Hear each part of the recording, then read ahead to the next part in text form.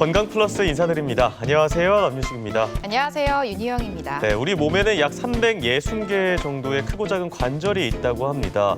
별다른 운동을 하지 않아도 우리가 일상생활하면서 하루에 10만 번 이상의 관절을 사용하게 되는데요. 그래서인지 무릎을 굽혔다 필 때도 네. 삐그덕삐그덕 소리 날 때 있잖아요. 소리가 나죠. 왜 네. 소리가 나는지 이해가 됩니다. 맞습니다. 그만큼 무릎 관절은요, 사용량도 많고 또 몸의 하중을 견디는 부위이기 때문에 노화가 빨리 그리고 쉽게 찾아온다고 합니다. 또 노화 과정에 있는 노년층에서만 나타나는 게 아니라 그 연령층이 점점 낮아지고 있다고 하네요. 네. 그래서 오늘 알아볼 주제 바로 퇴행성 무릎 관절염입니다. 대퇴골과 종아리골 사이에 위치한 무릎 관절. 체중 부하와 함께 일상생활 속 사용감이 커 노화가 빨리 일어나는 부위다. 특히 충격을 완화시켜주는 연골이 닳아 뼈끼리 부딪히며 2차적인 변화가 나타나는데 그것이 바로 퇴행성 관절염이다. 퇴행성 관절염은 무릎 연골에 생긴 상처로 인해서 염증이 발발해서 무릎 전반에 그 염증이 퍼져서 무릎 전반에 걸친 통증이 생기는 그런 질환입니다. 삶의 질을 크게 떨어뜨리는 질환 2위로 꼽히는 관절염. 우리나라 사람이 흔하게 겪는 만성 질환 중 하나로 무릎에 나타나는 퇴행성 관절염이 가장 많고 여성 환자가 과반수 이상을 차지하고 있다. 잘못된 습관이 부르는 퇴행성 변화. 오늘 TV 주치에선 퇴행성 무릎 관절염에 대해 자세히 알아본다.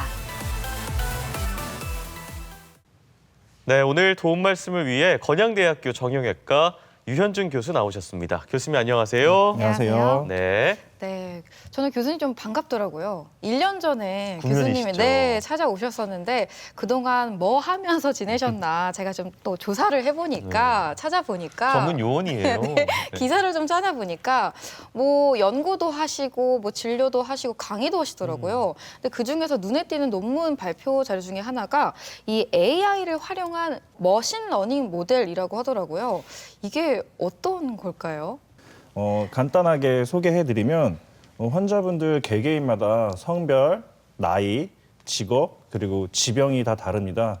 이러한 요인에 대해서 빅데이터를 기반으로 분석을 하여서 각각의 요인들이 어느 정도 영향을 끼치는지를 확인해서 환자분들께서 이제 내원을 하셨을 때 어떠한 상황 속에 있는지를 토대로 앞으로 몇 년 후에 관절염이 어떻게 진행할 것이고 또한 추후에 수술적 치료까지도 갈 수 있다.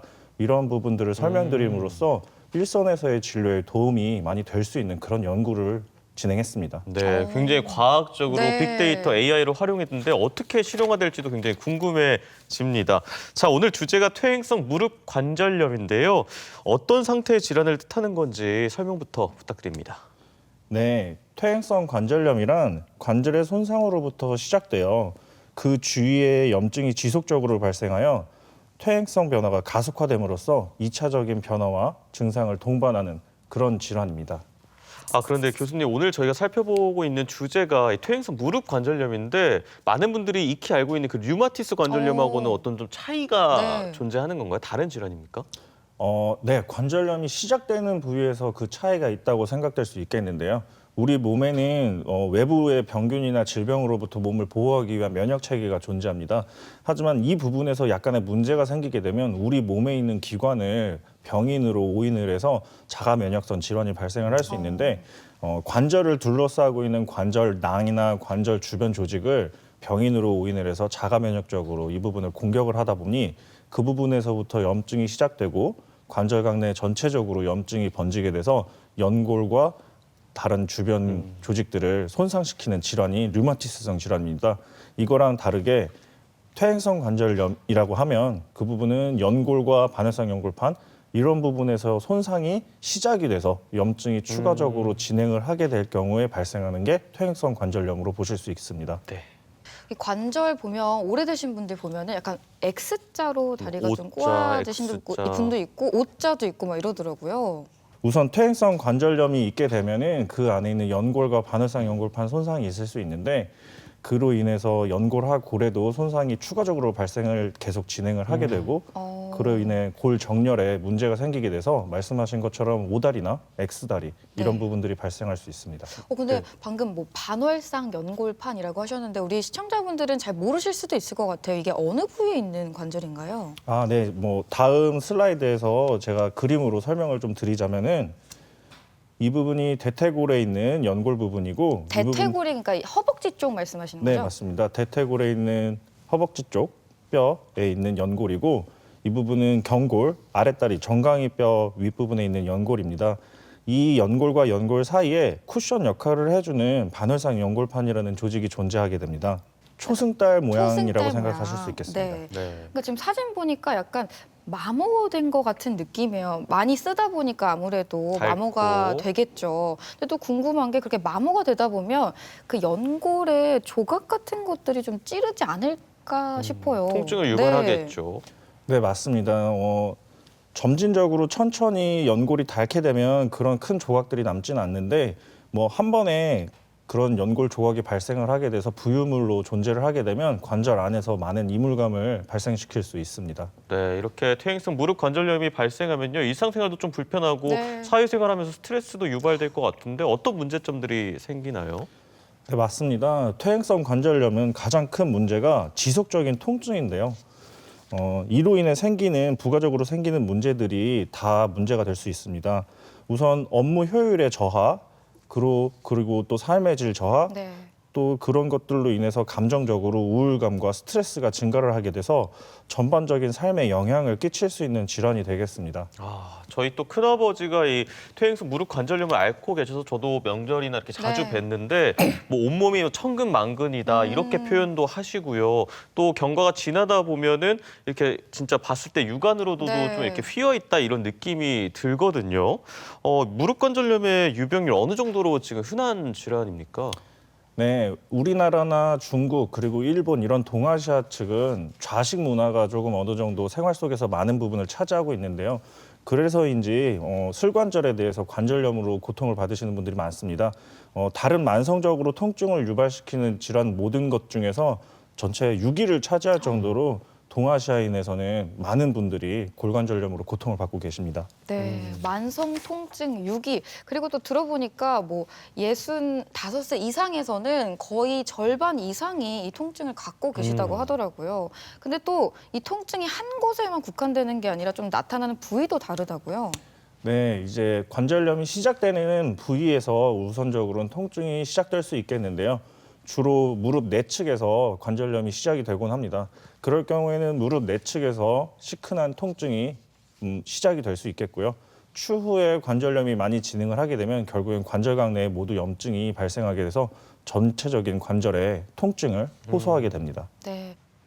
네, 이렇게 여러 부위에 걸쳐서 나타나는 통증에 대해서도 좀 살펴봤는데요. 사실 낮 시간대는 저희가 활동을 하다 보니까 또 통증을 모르고 지나가는 경우도 있을 네. 것 같은데 이 밤이 되면 더 심해진다고 하시더라고요. 이 여러 가지 또 증상에 대해서 한번 또 살펴볼까요? 네, 관절염의 증상은 우선 제일 큰 증상이 통증입니다. 통증과 관절이 뻣뻣하고 잘 움직이지 못하겠다고 하시면서 무릎에서 모래가 자글자글 거리는 것 같은 소리가 나면서 아프다고 표현을 많이 하십니다. 또한 무릎을 완전히 굽혔다 펴는 것이 잘 안 되시고 앉았다 일어나기도 힘들어지십니다. 또한 걸을 때도 아프고 절뚝거리시게 되고 주로 보통 저녁 때 주무시기 전에 뜨끈뜨끈하고 네. 시큰한 통증이 막연히 몰려오는 것에 대해서 많이 불편감을 호소하고 계십니다. 네. 그리고 아까도 뭐 증상 이야기 하시면서 주된 원인이 이제 과사용이나 노화라고 이야기를 해주셨는데요. 이 원인 그리고 위험 인자에 대해서도 한번 살펴볼까요? 네, 무릎 관절염의 원인에는 크게 골 연골 및 반월상 연골의 손상, 그리고 골 정렬의 문제, 그리고 류마티스 질환, 감염 이런 식으로 볼 수 있겠습니다. 이 중에 퇴행성 관절염은 골 연골 및 반월상 연골의 손상, 그리고 골 정렬의 문제가 있을 수 있겠고, 이를 이해하기 쉬우시게 예를 들어 설명을 해드리자면 네. 건물에서 콘크리트와 철근이 있다 그러면 콘크리트와 철근 부분에 손상이 시작돼서 건물의 노후화, 건물이 무너지게 생기셨다면 그렇죠. 그게 퇴행성 관절염이고요. 이제 콘크리트와 철근 구조물은 괜찮은데 그 주변에서 비바람이 몰아치고 모래 폭풍이 몰아치고 뭐 산성비가 내리고 이런 환경 속에 있는 게 류마티스성 관절염으로 생각하시면 될 것 같습니다. 네. 그럼 오래 사용해서 생기는 게 이제 퇴행성 무릎 관절염, 그리고 염증으로 인해서 생기는 외부에. 게 류마티스 질환 네, 이렇게 맞습니다. 하면 되겠네요. 이 무릎 관절염, 퇴행성 무릎 관절염의 이 위험 인자들은 당연히 뭐 고령, 연령대에 따라 다르겠지만 또 어떤 것들이 있을까요? 가족력도 혹시 있을까요? 네, 유전되듯이. 가족분들 중에서 오다리가 있으시거나 체질적으로 다리 형태가 좀 다르시거나 이러면 가족력도 있으실 수 있겠고요. 우선적으로는 고령 그리고 여성 이 두 가지가 조금 가장 큰 위험인자로 속할 수 있겠습니다. 뭐 직접적인 원인이 아니라 고령과 여성이 됨으로 인해서 2차적으로 발생하는 다른 호르몬적인 문제라든지 그런 부분에서 관절염이 더 쉽게 올 수 있어서 영향을 끼칠 수 있다고 생각합니다. 아, 여성이 남성보다 이 퇴행성 무릎 관절염이 자주 나타나는 게 어떤 호르몬적인 영향인 건가요, 또? 네, 그 폐경이 오시게 되거나 그러면 골다공증이 쉽게 오실 수 있게 되고 골다공증이 오게 되면 연골하골에서 쉽게 미세골절이라든지 손상을 일으키게 돼서 경화가 또 오게 되고 그로 인해서 또 연결돼서 관절염이 발생할 수 있게 될 것 같습니다. 네, 네. 그렇군요. 저희가 뭐 가족력 때문에 뭐 오다리 이런 얘기도 했는데 이 네. 모양의 변형을 말씀하시는 분들도 많습니다. 특히 뭐 O자다리, X자형 다리 뭐 이렇게 되는데 대체 이 관절의 변형은 왜 생기는 건가요? 네, 무릎 관절은 아까 설명드린 바와 같이 대퇴골의 연골과 이 정강이 뼈, 경골의 연골 그리고 중간에 반월상 연골이 있습니다. 연골과 반월상 연골판이 이제 연골은 2mm, 반월상 연골판은 6mm의 두께를 차지하고 있는데요. 이 위아래에 있는 모든 조직들이 손상을 받게 되면 그 두께가 감소를 하게 됩니다. 감소한 두께로 인해서 다리 정렬이 무너지게 되고 그쪽으로 치우치게 되면 또한 체중이 한쪽으로 몰려서 실리게 돼서 연골과 골에 계속된 문제를 발생시키게 됩니다. 이러한 부분들이 계속해서 진행을 하다 보니 다리가 오다리, 내반슬 이런 변형이 쉽게 오게 됩니다.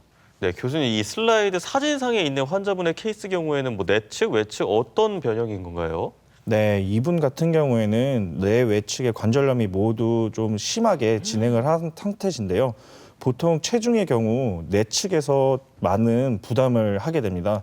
그래서 연골과 골의 내측 부분에 많은 변형이 시작이 되게 되고 진행을 하게 되는데 그로 인해서 오다리, 내반슬이 많이 진행을 한 경우에 속하게 되겠습니다. 네, 이렇게 해서 하중이 눌리다 보니까 시간이 지날수록 점점 많이 휠 것 같은데요. 네. 이렇게 모양의 변형을 느낀다거나 하면 통증의 정도에 따라서 아, 내가 퇴행성 무릎 관절염을 앓고 있나 의심이 들잖아요. 네. 그럼 병원 찾았을 때 어떻게 진단이 내려질까요? 네, 가장 중요한 진단적 검사는 단순 방사선 사진이겠습니다.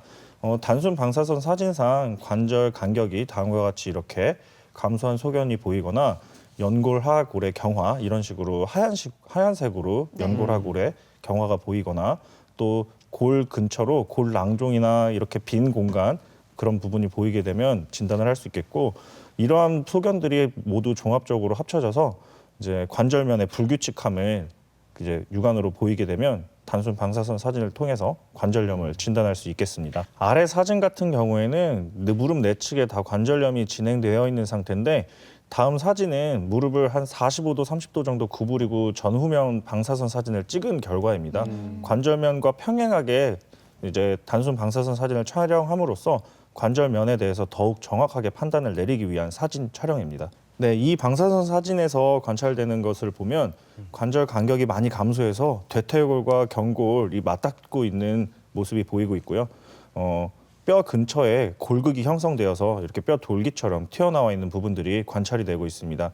이러한 부분들은 관절염이 많이 진행이 되었다는 소견으로 다 확인이 될 수 있겠습니다. 네, 대전 MBC 건강플러스 오늘은 퇴행성 무릎 관절염에 대해 살펴보고 있는데요. 이번에는 병원에 직접 찾아가 환자들을 만나보고 진단 방법과 치료법에 대해 살펴보겠습니다. 화면으로 만나보시죠. 관절염은 누구에게나 올 수 있다. 대한슬관절학회에 따르면 우리나라 65세 이상 고령에서 퇴행성 관절염의 유병률은 37.8%로 조사되고 있다. 최근에는 20, 30대 젊은 층에서도 발생 빈도가 늘고 있는데 퇴행성 관절염의 가장 흔한 증상이 바로 무릎 통증이다. 어디가 불편하세요? 네, 요즘에 그 무릎이 좀 걸을 때도 조금 아프고 자려고 누우면 특히 더 심하게 아프고 그래서 왔습니다. 주로 어떨 때 불편하세요? 제가 일상생활에서 쭈그리고 앉았다가 일어날 때 그럴 때 아프고 어쩌다 한 번씩 계단 내려갈 때는 정말 시큰거리고 많이 불편합니다. 예전에 주로 어떤 업무를 많이 하셨어요? 하루에 7시간, 8시간 이렇게 서서 하는 일을 많이 했었거든요. 그래서 그게 원인인 것 같기도 합니다. 무릎을 많이 쓰시는 일을 하셨네요. 네, 그렇죠. 서 있었으니까. 네. 예. 퇴행성 무릎 관절염은 관절을 많이 사용해서 생기는 것으로 나이와 관련이 깊다. 고령일수록 유병률이 높아지고 비만도 중요한 요인 중 하나로 꼽힌다. 체중이 1kg만 늘어도 무릎에 가해지는 하중은 3에서 5kg. 쪼그려 앉는 잘못된 습관도 영향을 준다. 이 환자분은 70대 남성 환자분으로서 말기 관절염 환자분이십니다. 일상생활도 힘드시고 취미생활하기도 힘들다고 하셔서 생활이 많이 우울하다고 하시는데요. 이러한 경우에는 통증을 감소시키기 위해서 인공관절 수술을 적극적으로 치료하는 것이 도움이 될 것으로 생각됩니다. 대부분의 퇴행성 무릎 관절염은 엑스레이 촬영을 통해 쉽게 확진이 가능하다. 다만 엑스레이상 퇴행성 관절염이 확인되더라도 혹시 다른 원인으로 인해 관절염 증상이 유발되거나 악화된 건 아닌지 MRI 등 영상 검사를 통해 관절염의 진행 정도와 다른 질환의 유무를 정확히 확인해야 한다. 어디가 불편하세요? 저녁 때쯤 되면 좀 무릎이 시큰거리고요. 좀 많이 걸으면 무릎 안쪽이 좀 많이 아픈데요. 그러면은 혹시 활동적인 취미를 가지고 계신가요? 취미는 그 축구하고 등산을 하고 있습니다. 혹시 예전에 등산이나 축구 하시다가 기억에 남는 부상이나 뭐 다치신 적 있으신가요? 네, 예전에 축구를 좀 과격하게 하다가요. 무릎이 좀 뜨끔한 적이 있었거든요. 퇴행성 무릎 관절염이 노인 질환이라는 말은 이제 옛말이다. 무릎 사용량이 많거나 심한 부상을 당한 적이 있는 사람이라면 더욱 주의가 필요한데 과격한 스포츠를 즐길 경우 연골 조직이 손상되기 쉬워 젊은 나이에도 관절염이 발생할 수 있다. 이 환자분은 중년의 남성 환자분인데 관절염 초기십니다. 이 환자분 같은 경우에는 과격한 활동으로 인해서 내측의 연골과 반월상 연골판이 좀 다르신 경우로 해당될 수 있겠는데요. 생활 교정과 꾸준한 관리 그리고 병원을 지속적으로 방문을 하심으로 해서 예방을 할 수 있을 것 같습니다. 1기부터 4기까지 점차 진행되는 퇴행성 무릎 관절염. 환자들의 병기와 증상에 따라 약물 치료, 물리 치료, 수술 치료 등이 이뤄진다. 손상된 연골을 완전히 재생시키는 방법이 없다 보니 증상을 완화시키는 치료법을 우선으로 택하게 되는데 환자의 사회적 여건이나 경제적 여건 등을 고려해 적절한 치료법을 찾아주는 것이 원칙이다. 연골은 지우개에 비유할 수 있는데 한번 닳게 되면 다시 원래대로 재생되지가 않습니다. 그래서 퇴행성 관절염의 경우 이미 진행된 관절염을 원래대로 돌릴 수는 없지만 그 속도를 조절하여서 통증을 조절하는 것이 무엇보다 관건일 수 있겠습니다. 그래서 조기에 진단을 해서 그 속도를 미리미리 조절을 하는 것이 예후에 큰 영향을 끼칠 것으로 생각됩니다. 퇴행성 무릎 관절염은 치료에 앞서 무릎 건강에 좋지 않은 습관을 교정하는 것이 중요하다. 생활 습관의 변화와 함께 적절한 몸무게를 유지하고 규칙적인 운동을 통해 효과적인 치료를 이끌어낼 수 있다. 한 번 손상되면 저절로 회복되지 않는 관절. 관절 건강을 지키는 것이야말로 노년의 행복을 지키는 것이다. 네, 병원에 직접 찾아가서 환자들 만나보고 퇴행성 무릎 관절염에 대해서 자세히 살펴봤습니다. 자, 우리가 예전에 할머니 댁 가면요. 네. 이렇게 비 오기 전에 할머니가 아유, 왜 이렇게 무릎이 쑤시냐, 맞아요. 삭신이 쑤신다 이렇게 네. 얘기하시는데 실제로 좀 지나고 나면 비가 내려서 막 일기예보를 맞춘다고도 생각했잖아요. 그렇죠. 실제로 뭐 기압차 때문에 통증을 더 느낀다고도 들었는데 교수님 실제로 뭐 겨울철에도 통증이 더 심해지는 편인가요? 계절에 따라서?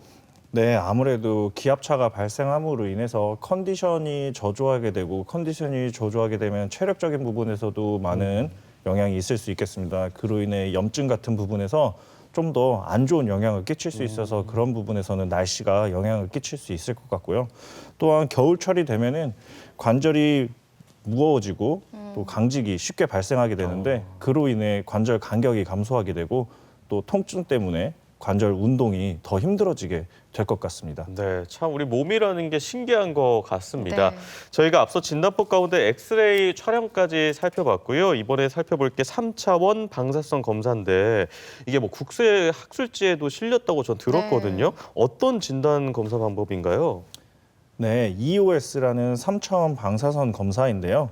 낮은 방사선 피폭량과 짧은 촬영 시간에도 불구하고 전신의 정렬과 관절 각도 등을 확인할 수 있는 아주 용이한 검사입니다. 골 관절에서도 하지의 정렬과 관절 각도 등을 확인하는 것이 치료에 있어서 중요한 역할을 하기 때문에 아주 용이한 검사로 볼 수 있겠습니다. 네, 사진에서 보여주다시피 이렇게 환자분이 어떻게 보면 저 기계 안에 지금 저렇게 옷을 입고 들어가서 들어가서 서 계셔서 검사를 하는 거죠. 기계 안에서 자세를 잡고 서 계시면 이제 사방에서 방사선을 피폭하여서 전신의 골 정렬을 확인할 수 있고 한 번의 촬영으로도 많은 정보를 얻을 수 있어서 방사선 피폭량도 적고 촬영 시간도 적고 하는 많은 장점들이 있습니다. 보통 영상 검사할 때 뭐 엑스레이라든지 CT로 주로 많이 촬영을 하시잖아요. 근데 아무래도 이제 무릎 관절염 같은 경우는 뭐 아까 변형 이야기하실 때 X자라든지 뭐 O자라든지 이런 거는 뒤틀림이 좀 있어서 아무래도 좀 다각도에서 보는 게 훨씬 진단 효과가 높을 것 같아요. 네, 맞습니다. 이제 허리에서 틀어졌다라든지 골반에서 틀어졌다라든지 무릎에서 틀어졌다라든지 정강이 뼈, 발목 이런 부분에서 골 정렬에서의 문제가 다 있을 수 있기 때문에 이런 부분들을 다각도로 분석을 해서 정확하게 가장 중요한 원인을 해결을 하는 것이 치료에 있어서 좋은 방법이겠습니다. 네. 네, 교수님 근데 조금 전 언급해 주신 EOS 검사 방법 말고도 또 다른 검사 방법들도 있을까요? 정확한 치료 부위를 좀 특정하기 위해서. 네, 이제 치료를 결정하는 데 있어서 단순 방사선 사진 검사 말고도 뼈의 실제적인 진짜로 이제 더 자세한 뼈의 상태를 확인하거나 연골이나 연골판, 인대나 다른 부속기들의 상태를 정확하게 확인하는 것이 세부적인 치료 방법을 설정하는 데 있어서 아주 중요하게 생각되어집니다. 그렇기 때문에 그러한 경우 세부적으로 치료 방법을 설정을 해야 되는 경우에 MRI나 CT의 도움을 받을 수 있겠습니다. 네, 두 가지 방법의 차이는 어떤 것들이 있나요? 장단점이나. 저도 EOS랑 CT랑 MRI 이게 세 개 차이가 궁금하거든요. 네, EOS는 단순 방사선 사진으로 생각하시면 될 것 같고요. CT는 단면을 촬영하는 네. 또 뼈를 더 정확하게 볼 수 있는 검사로 생각하시면 될 것 같고 MRI의 경우에는 연부 조직, 뼈 말고 근육이나 인대나 반월성 연골판, 연골 이러한 부분들을 더 정확하게 보기 위한 검사로 보시면 될 것 같습니다. 네. 모든 검사들이 가장 좋은 검사가 있는 것은 아니고요. 그 목적에 따라 필요한 검사가 다를 수 또 있겠습니다. 환자 상태에 따라서 그렇죠. 달라지겠네요. 네, 이렇게 무릎 관절염의 진단법까지 살펴봤고요. 이제 많은 분들이 궁금해하실 치료법에 대해서도 좀 살펴보겠습니다. 먼저 약물 치료법부터 하나씩 살펴볼까요? 네, 치료법에는 약물, 비약물적 치료 그리고 수술적 치료가 있겠습니다. 뭐 어떤 것 하나에 치중하지 않고 이 세 가지를 혼용하여서 적절하게 치료를 하는 것이 중요하겠는데요. 우선 약물 치료에는 진통제, 소염제, 그리고 관절염 개선제, 보조제가 있겠고요. 비약물적 치료에는 운동과 생활 개선, 그리고 물리 치료가 있겠습니다. 수술적 치료에는 방금 말씀드린 바와 같이 세부적인 항목에 따라서 목적에 따라서 여러 다양한 치료들을 개인별로 할 수 있겠는데요. 관절경적 구제술부터 인공관절술까지 다양한 치료법이 수술적으로 있겠습니다. 네, 치료법들도 굉장히 다양한데요. 아무래도 이제 선생님은 굉장히 많은 환자들의 케이스를 보다 보니까 환자의 어떤 경제적 여건이라든지 상태라든지 이런 것들을 굉장히 많이 고려해서 치료를 하실 것 같거든요. 어떤 부분들을 제일 좀 고려를 하실까요? 네, 맞습니다. 환자분들마다 처한 환경과 여러 가지 여건이 다양하기 때문에 획일화된 치료로는 환자분들에게 만족도를 줄 수가 없습니다. 그렇기 때문에 무엇보다 환자분들마다 저마다 다른 관절염의 정도를 가장 먼저 참작을 해야겠고요. 또한 현재 놓여져 있는 상황, 경제적인 여건이라든지 노동의 여부, 그리고 환자분이 느끼는 주관적인 통증의 정도를 고려를 해야 되겠습니다.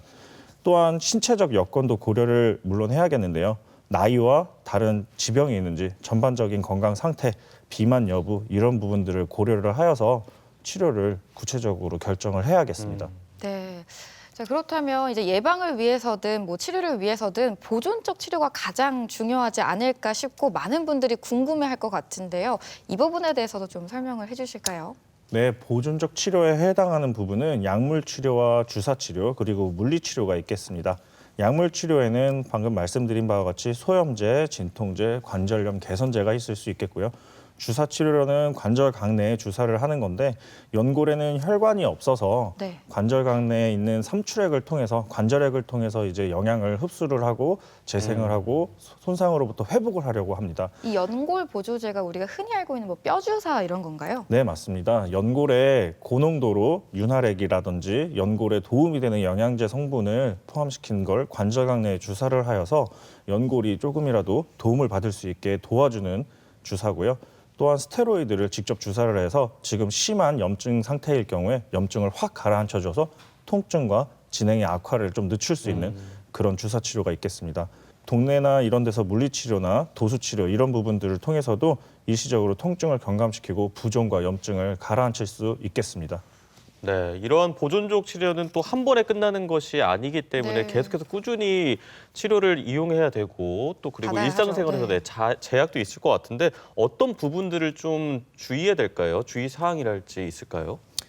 네, 어떻게 보면 오늘 가장 중요한 부분일 수 있겠는데요. 생활 개선에 속하는 부분인데요. 이제 생활 속에서 이러한 행동들, 이러한 동작들, 이러한 운동들, 이런 활동들을 항상 주의를 해야 합니다. 이 부분은 수술을 하시든지 수술을 하지 않으시든지 항상 주의를 해야 되는데요. 우선 쭈그려 앉기를 피하셔야 되고요. 경사진길, 등산, 계단 등을 되도록이면 피하시는 게 좋겠습니다.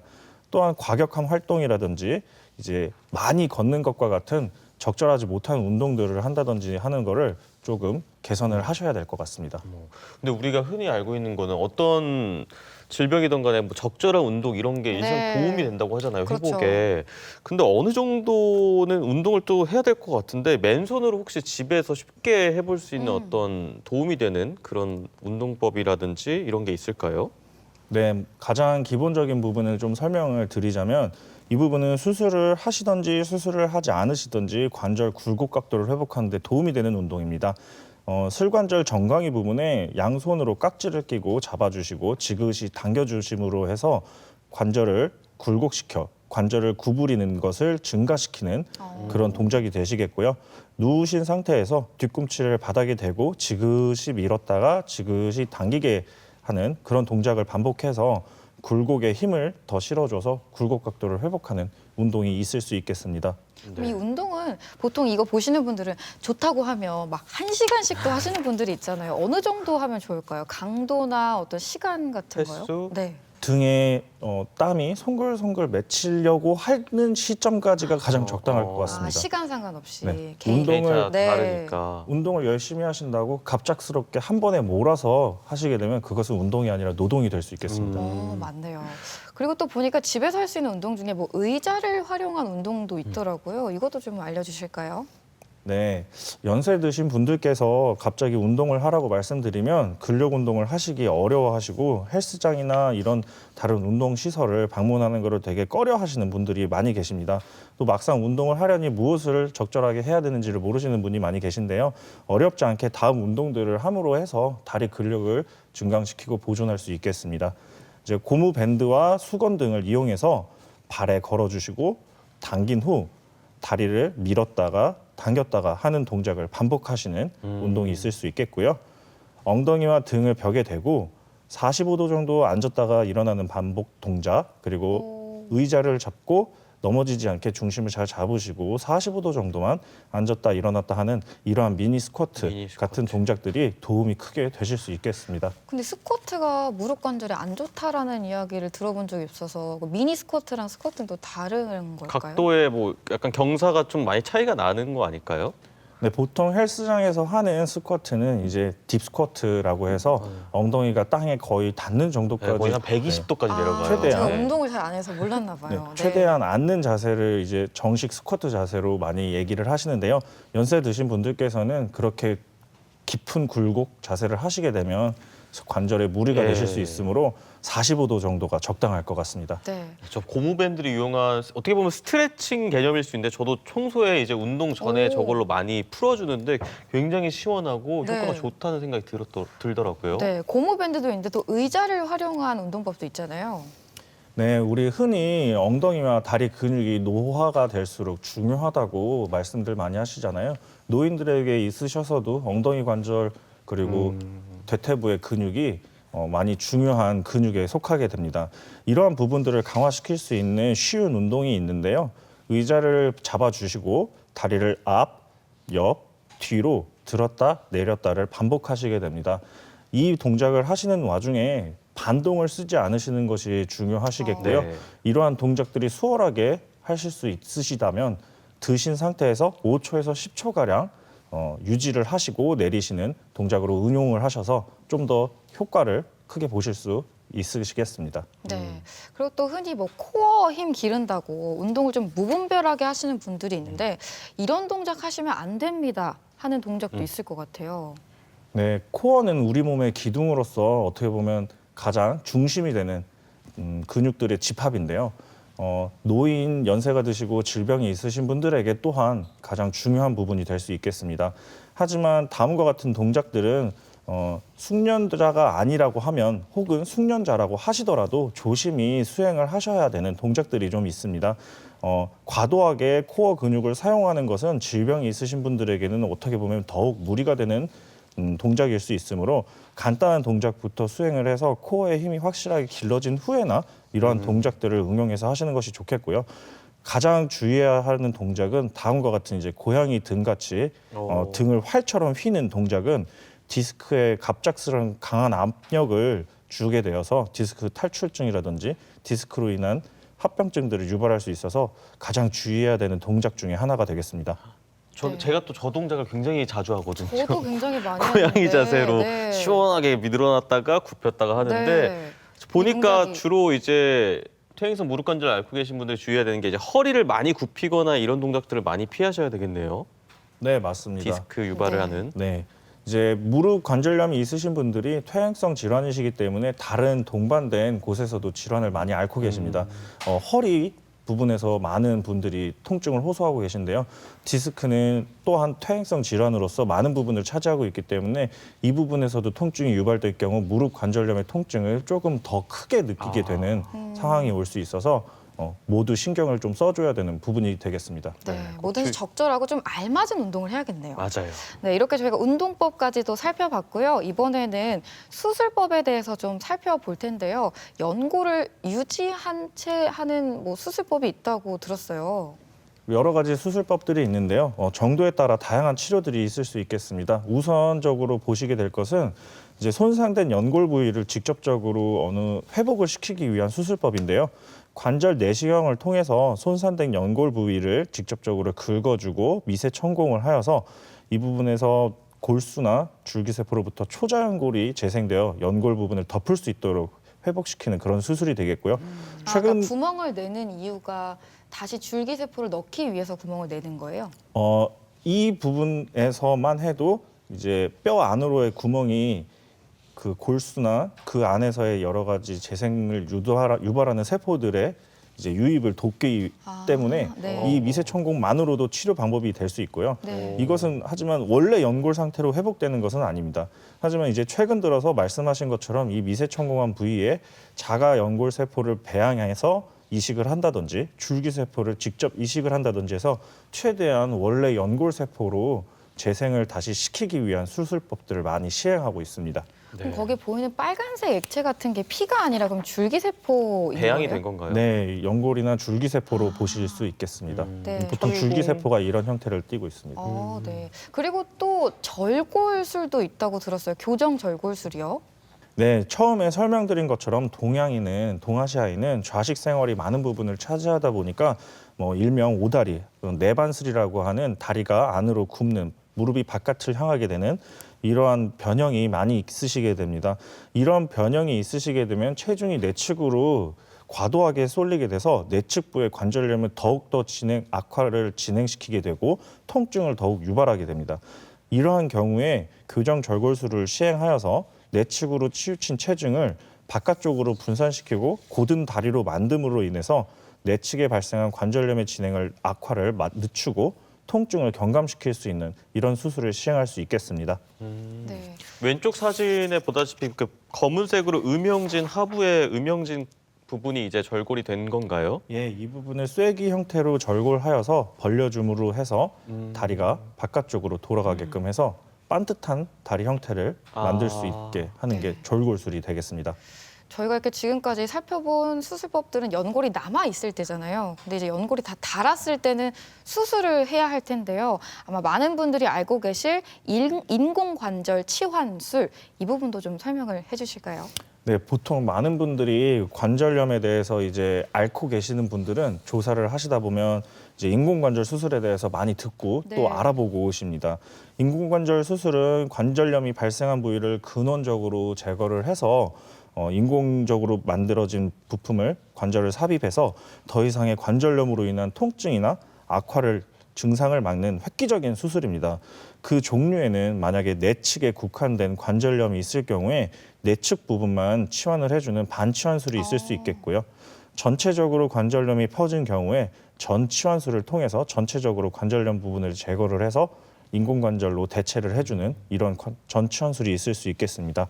그럼 전치환술은 뼈도 깎고 관절도 다 깎는 거예요? 네, 인공관절 수술은 이제 손상된 부분을 근본적으로 제거를 하는 수술이기 때문에 아까 말씀드린 외다리, 오다리, 내반슬로 이렇게 변형이 있는 부분조차도 교정을 할 수가 있는 부분이 있습니다. 이제 하지만 본인의 슬관절을 절제를 하고 인공적인 기계를 삽입하는 수술인 만큼 최종적인 수술이므로 신중하게 수술을 결정해야 하겠습니다. 또 이 인공관절 수술을 고려하시는 분들 중에 많은 궁금증을 생각하시는 게 그 기간, 유지 기간 같은 건데 이게 뭐 수명? 평생 가는 건지 뭐 케이스마다 다르겠지만 평균적으로 어느 정도인가요? 네, 보통 이제 연배에 따라서 활동하시는 정도가 다르기 때문에 좀 다양할 수 있겠는데요. 60, 70대 환자분들을 수술했을 경우에는 보통 15년 정도를 예상을 하고 사용을 하실 수 있겠고요. 한 80대 연배 정도가 수술을 하시게 되면 아마 여명 동안에 계속 꾸준히 사용하실 수 있을 거로 생각됩니다. 네. 그리고 또 부작용도 생각을 안 해볼 수 없을 것 같은데요. 그 인공관절이 뼈에서 빠지는 뭐 해리 현상이라고 하나요? 이런 것들이 생길 부작용은 없나요?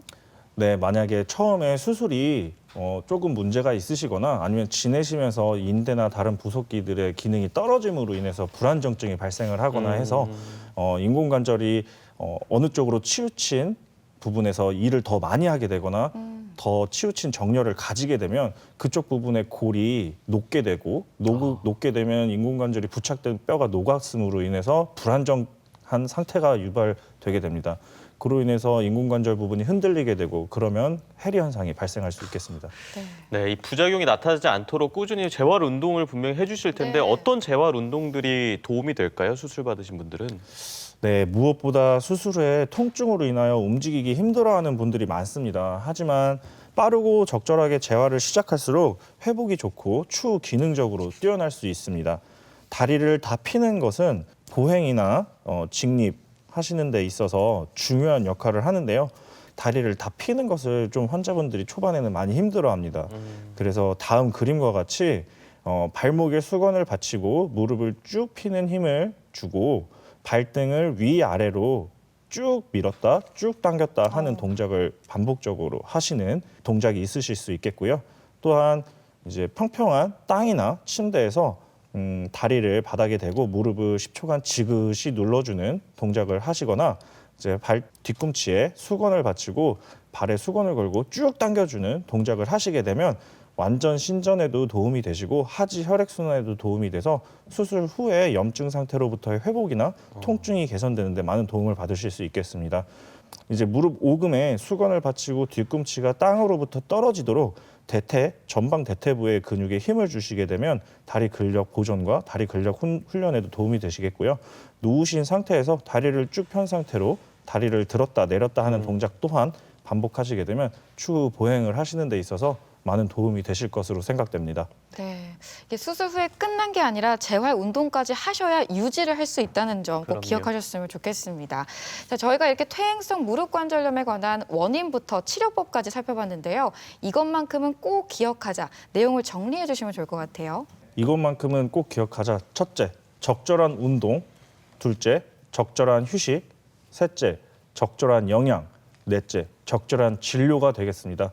이 네 가지 사항은 정형외과적인 질환에 대해서는 모두 중요하게 생각될 수 있는 부분이므로 평상시에 꼭 숙지하시고 지켜주시는 것이 좋겠습니다. 네, 무엇이든 간에 과도한 건 좋지 않겠죠. 네. 적절한 운동과 휴식 중요하다는 거 기억하셨으면 좋겠습니다.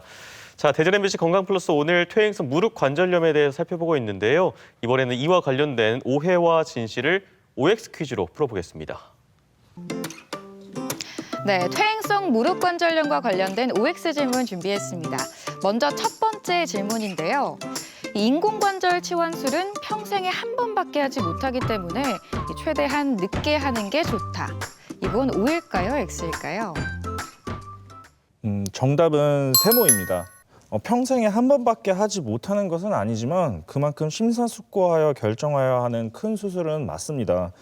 하지만 증상이 심하고 관절염 진행이 많이 되어 있는 경우 다른 적절한 대안이 없을 때 더 미루지 않고 시행하는 것이 삶의 질을 위해서 옳은 선택일 수도 있겠습니다. 네, 다음 질문 드립니다. 이 무릎에서 뚝뚝 소리가 난다면 퇴행성 관절염이 될 수 있다. 이건 O일까요, X일까요? 네, 또 세모가 되겠습니다. 관절염이 있을 경우에 연골의 손상과 바늘상 연골판의 손상이 동반되어 있을 경우가 많습니다. 이러한 경우에는 똑똑 소리가 통증과 함께 유발될 수 있는데요. 하지만 소리가 난다고 해서 모두 관절염은 아닙니다. 꼭 소리가 나면서 통증이 동반됐을 때는 진료를 한 번쯤은 꼭 받아보시는 것이 좋겠습니다. 네, 이어서 질문 드리겠습니다. 이 무릎 연골은 잘 쉬어주고 또 꾸준히 재활 치료를 하면 새로운 세포로 재생이 될 수 있다. 이건 O일까요, X일까요? 정답은 X입니다. 연골은 지우개와 같습니다. 지우개처럼 한 번 닳고 손상이 되게 되면 원래 상태로는 절대로 돌아갈 수가 없습니다. 특별한 조치를 하지 않는 한 원래 상태로 돌아갈 수 없기 때문에 최대한 진행과 악화를 막고 조기에 발견을 하는 것이 중요하겠습니다. 네, OX 질문 함께하고 계십니다. 이 퇴행성 무릎 관절염 환자는 매일 만보 걷기가 도약이다. 이건 O일까요, X일까요? 저는 절대 X라고 생각합니다. 만보는 개인에 따라서 다를 수 있겠지만 관절염 환자에게는 과도한 체중 부하를 일으키는 노동일 수 있겠습니다. 저 같은 경우에는 환자분들에게 보통 20-30분 정도의 가벼운 보행과 함께 실내 자전거나 수영과 같이 부분 체중 부하가 되는 그런 심폐지구력과 근력 운동이 동반되는 운동을 추천드리고 있고요. 이와 함께 근력 운동을 보조적으로 더 해주신다면 더 큰 도움을 받을 수 있겠습니다. 네, 마지막 OX 질문 드립니다. 이 무릎은 퇴행성 변화가 빠르게 오는 부위다. O일까요, X일까요?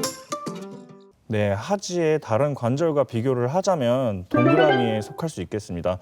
고관절이나 발목 관절과 비교를 했을 때 고관절과 발목 관절은 마모의 내성이 슬관절보다는 조금 더 있는 것으로 생각되어집니다. 또한 관절염이 있을 경우에 통증에 대한 정도도 슬관절에 대해서 조금 더 크게 호소를 하시는 경우가 있습니다. 네. 퇴행성 무릎 관절염에 관련된 OX 질문 만나봤고요. 이번에는 시청자 여러분이 남겨주신 궁금증 풀어보겠습니다. 네, 시청자 여러분께서 보내주신 궁금증 하나씩 풀어보도록 하겠습니다. 먼저 첫 번째 궁금증인데요. 어머니가 인공관절 치환술을 받으셨습니다. 운동을 시작해야 하는데 어떤 운동이 좋을까요? 그리고 온찜질이나 냉찜질을 자주 하는 게 회복에 도움이 될까요? 하고 물어오셨네요. 어떨까요, 교수님? 네, 인공관절 수술을 하셨으면 운동으로는 20-30분 정도의 가벼운 보행이 적절하겠고요. 또한 자전거나 수영과 같은 부분 체중 부하가 되는 그런 근력 운동과 심폐지구력에 모두 도움이 되는 운동이 좋겠습니다. 또한 추가적으로 헬스장에서 근력 운동을 하시던지 아니면 아까 제가 설명드린 다른 의자나 벽에 기댄 상태에서 미니 스쿼트를 하시는 것과 같은 운동들이 도움이 되실 수 있겠고요. 찜질에 대한 부분은 많은 분들이 헷갈려 하시는 부분이 있는데요.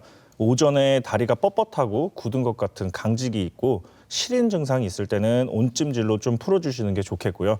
저녁 때 뜨끈뜨끈하고 시큰거리는 통통이 있을 경우에는 냉찜질로 가라앉혀 주시는 것이 좋겠습니다. 네, 다음 궁금증 풀어보도록 하겠습니다. 이 의자에 오래 앉아 있는 직업을 가지고 있습니다. 아무래도 남들보다 움직임이 적어서 무릎이 건강할 줄 알았는데 오히려 오래 앉아 있는 게 연골에 안 좋다고 하네요. 사실인가요? 하고 물어오셨네요. 어떤가요, 교수님? 네, 앉아 계시는 동작 자체가 슬관절 연골에 안 좋은 것은 아니지만 근육이 약화돼서 다른 활동을 통해 연골의 상처를 쉽게 받으실 수 있게 만드는 거는 맞습니다. 또한 대퇴슬개 관절에 연골 연화가 발생할 수 있는데 대퇴슬개 관절의 연골 연화는 대퇴슬개 관절의 관절염을 또한 유래할 수 있으므로 그 부분에서는 조금 위험할 수 있겠습니다. 네, 끝으로 퇴행성 무릎 관절염을 요약해 볼 텐데요. 교수님 한 문장으로 만들어 볼 겁니다. 퇴행성 무릎 관절염은 네모다. 이 네모를 채워주실까요? 네, 퇴행성 관절염은 닳아버린 지우개다로 요약할 수 있겠습니다. 퇴행성 관절염은 닳아버린 지우개처럼 한번 닳게 되면 원래 상태로 돌리기가 정말 어렵습니다. 그러므로 조기에 진료를 받고 꼭 진행과 악화를 늦출 수 있는 방법을 의사와 같이 상담을 하는 것이 좋겠습니다. 네, 지우개가 다 닳기 전에 조기 진단과 치료 꼭 받으셨으면 좋겠습니다. 대전 MBC 건강플러스 오늘 퇴행성 무릎 관절염에 대해 살펴봤고요. 지금까지 도움 말씀에 정형외과 유현진 교수였습니다. 오늘 말씀 감사합니다. 고맙습니다. 네, 감사합니다. 네, 오늘 저희가 준비한 내용은 여기까지입니다. 건강한 한 주 보내시고요. 저희는 다음 이 시간에 다시 인사드리겠습니다. 함께해 주신 여러분 고맙습니다.